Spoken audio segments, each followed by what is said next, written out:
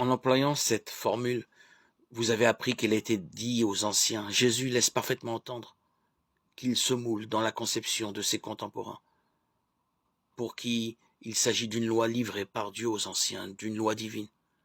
Or, en face de la prescription divine, Jésus engage sa personne. Moi, je vous dis, Matthieu 5, 21, 48. Cela justifie son propos. À la manière rabbinique ou talmudique, appuie-t-il ses dires sur des arguments d'écriture, en exposant avec preuve à l'appui une interprétation meilleure de la loi. Au moins, il se prétend inspiré. Il fait état d'une vision prophétique. Il proclame seul devant la loi, seul devant Dieu, sans justification scripturaire, sans appel à une révélation.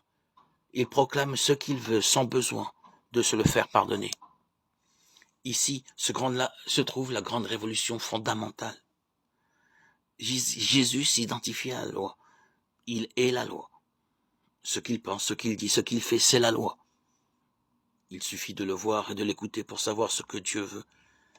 Ainsi, cette loi du cœur est-elle essentiellement une adhésion à la personne de Jésus. Voilà pourquoi elle est porteuse de salut. Rien, ni personne, ne sauve en dehors de Jésus. Mais vivre la miséricorde et la vivre au niveau du cœur, c'est adhérer à la personne de Jésus.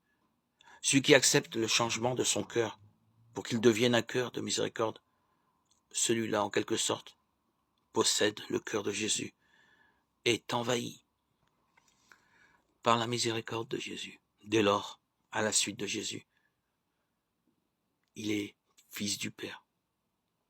C'est cela, le salut.